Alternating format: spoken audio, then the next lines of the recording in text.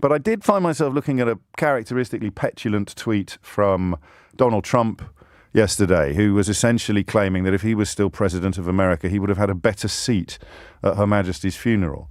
What kind of a brain goes to a place like that on a day like that is something that we will have to puzzle over for days, years, months to come. But it is truly breathtaking that he'd be sitting there thinking about the fact that he would have barged his way through protocol and sat at the front or sat nearer the front, probably pushed a prince or a duke out of the way in order to park his flabby bottom on a bench he had no business being on, and then just refusing to move while staring ahead into the middle distance.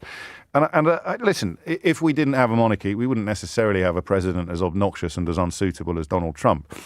But we wouldn't have somebody who had spent their entire life preparing for the role. And it is a role. It is a role. And King Charles, which sounded almost normal then, coming out of my mouth, not completely normal yet, still a little bit unfamiliar, but King Charles very much fits that bill. He has spent his entire life being prepared for this role. And that's possibly a fairly good way. It may not be the best way.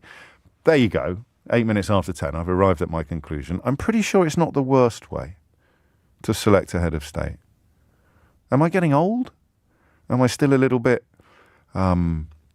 softened up by events yesterday? When I realised where the cortege would be passing, I got out. I turned the telly off and went out with my daughters to watch it. My wife was covering the events for Australian television, so she was in the heart of it for the entire duration. But my daughters, who are not sort of, particularly like most of their generation, the royal family hasn't figured particularly large in their thinking, but we were all up for it, got there, and that was incredible. I don't know if you're familiar with the Great West Road. It would have been the main route into and out of London before the M4 was built, and it had a kind of almost a mystical status in the 1950s and the 1960s because it had these massive buildings, these Art Deco buildings, Gillette Corner. I think Steve Allen worked there in the biscuits factory, United Biscuits Factory. It had these huge, it felt a little bit like the future for a long time, the Great West Road. It has an iconic status.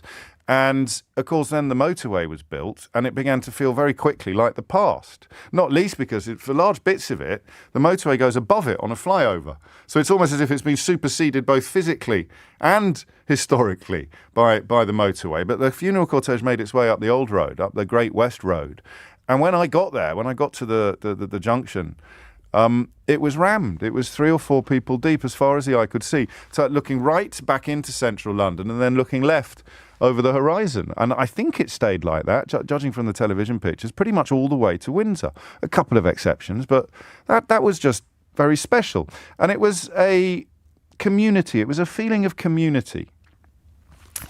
Already Sam is sending me rather pertinent Thomas Paine quotes. A hereditary monarch is as absurd a position as a hereditary doctor or a hereditary mathematician. Big fan of Thomas Paine, Sam, but none of us are right about everything. And so that sense of people weren't all there to bend the knee or wave the flag. They were there to witness history.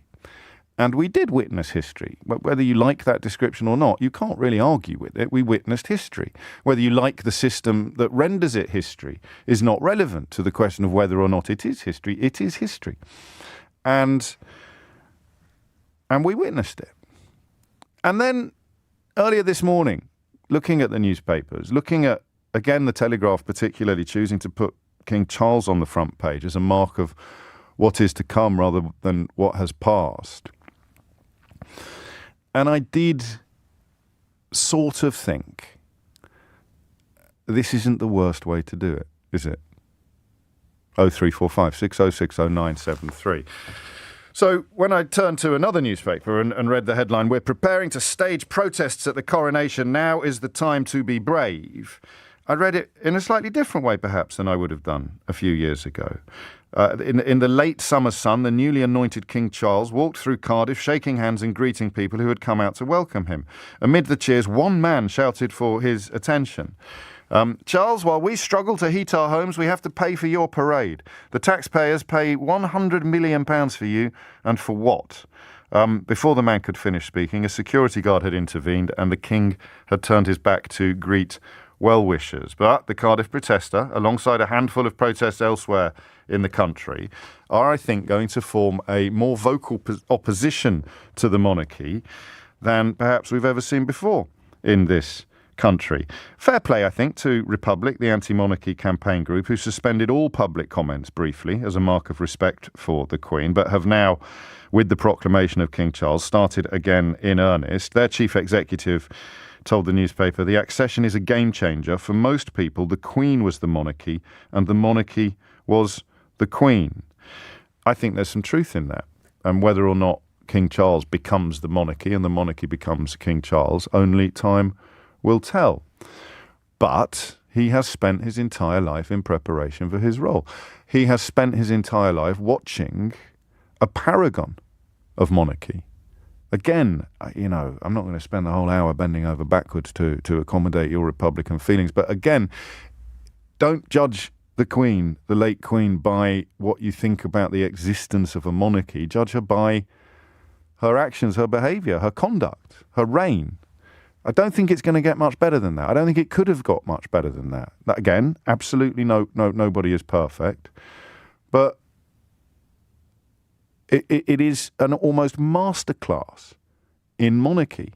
And it means that our new head of state has not only spent his entire life in preparation for the role, but has also had, quite possibly, the finest teacher, the finest inspiration, the finest mentor, the finest role model it would have been possible for any head of state to have. And if Charles doesn't turn out to be the monarch that his mother was, then his son also will have seen his grandmother for 40-odd years performing her duties in a way that is, about as good as it gets. So there it is. You can disagree with me as strongly as you like today. I wasn't in the mood. I didn't feel it would have been right to give vent to too much of this sort of thinking last week, although we took a rather brilliant call from Liverpool, who managed to tick most of these boxes without being gratuitously offensive. Today we can actually have a proper set to about it, if you like, a proper Barney. 0345 6060 973 is the number you need. Have you changed a bit? Have you warmed to the concept of monarchy? The Republican campaign groups seem to be betting on the opposite happening, that actually the Queen's departure from the stage will dilute people's enthusiasm for the entire institution. I find myself, and I'm only one person, I find myself currently in a mildly opposite position to that. I find myself thinking more warmly about the concept of monarchy, perhaps because of how Donald Trump has changed my views on democracy. But I find myself thinking more warmly about the concept of a British monarchy than I think I have done at any other point in my life. It might change. It might have disappeared by tea time. It might go out of the studio door with the first caller to the programme this morning. But if you're similar to me, let's talk it through. And if you're absolutely persuaded that I'm talking even more bilge than usual, let's talk that through as well. Either way, the number you need is 0345 6060 973. Hit the numbers now. You will get through.